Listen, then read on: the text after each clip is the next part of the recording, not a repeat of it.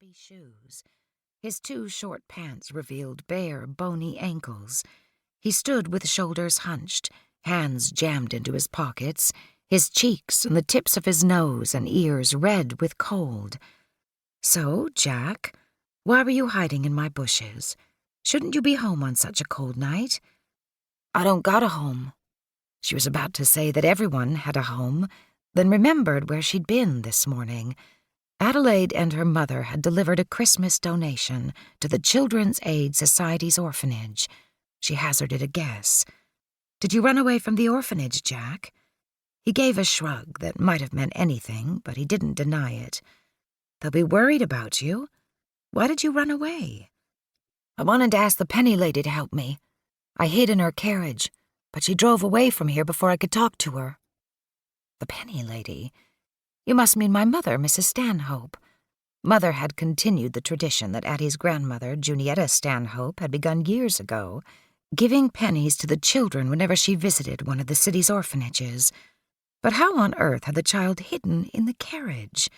The boy sneezed, drawing Addie's attention. After wiping his nose on the shiny spot on his sleeve, he folded his arms across his chest. Whether in defiance or to warm himself, she couldn't tell. She glimpsed strength in the set of his jaw, and experience beyond his years in his wary blue eyes. Addie knew nothing about children, and wasn't sure what to do with this one. If he'd been motivated enough to run away in freezing weather, it was unlikely that he would want to return to the orphanage, even if she did have a way to take him there. The kitchen was growing warmer and smelled a bit smoky. She removed her coat and draped it over the back of a chair. "What sort of help do you need?" He didn't reply. Instead, he pointed behind her and said, "Miss, look." She turned and saw smoke oozing from between the lids of the stove. Wasn't it supposed to go up the chimney? "Oh, dear, do you know anything about stoves, Jack?" He shook his head. The smoke was slowly filling the kitchen. Before she could decide what to do, she heard footsteps upstairs, and a moment later Howard ducked through the kitchen door, arriving just in time to rescue her like the hero in a fairy tale. "I thought I heard voices. Oh, hey, I think you forgot to open the flue, Addie." He crossed the room and turned the lever on the stovepipe just as she had done. "But I did open it. I remembered that I was supposed to. I promise I did." "I think you may have turned it the wrong way and closed it altogether. But don't worry, everything will be fine in a moment."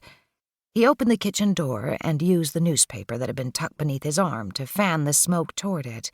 Addie sank onto a chair, relieved but annoyed with herself. She still had so many things to learn now that she'd willingly given up the life of the idle rich, who had servants to take care of all the mundane household work. Howard made a few more swipes with his newspaper before closing the door again. Thankfully, the smoke was dissipating. "Who's your little friend?" he asked, studying the boy. "This is Jack. I found him hiding beneath our bushes." Howard crouched in front of Jack, smiling his wonderful warm smile. "Nice to meet you, Jack. I'm Adelaide's husband, Howard Forsythe." Her husband. They'd been married for all of 34 days, and their life together was still wonderfully new. Before I nearly burned the kitchen down, Jack was explaining that he stowed away in Mother's carriage when we visited the orphanage this morning. He says he needs her help. It's a little late to bother Mrs. Stanhope tonight. Let's find something to eat and warm you up a bit, shall we? Then maybe you can tell us more." Leave it to her brilliant husband to think of something practical like food.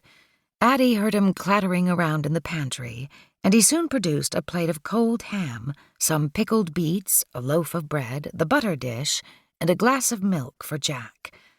"I'm sorry that I didn't have time to fix anything for our dinner," Addie said. "The meeting ran late, and I waited forever for a streetcar." Although in truth any meal Addie prepared wouldn't have amounted to much, since she had never cooked a meal in her life. "It doesn't matter. I had a big lunch with a client." He removed his coat and draped it over a chair, then smoothed his dark hair, disheveled by the wind. Addie set plates and cutlery on the kitchen table, and the 3 of them sat down to eat. Jack wolfed his food as if he'd been starving. Addie looked up at Howard and made a helpless gesture, asking, "Now what?"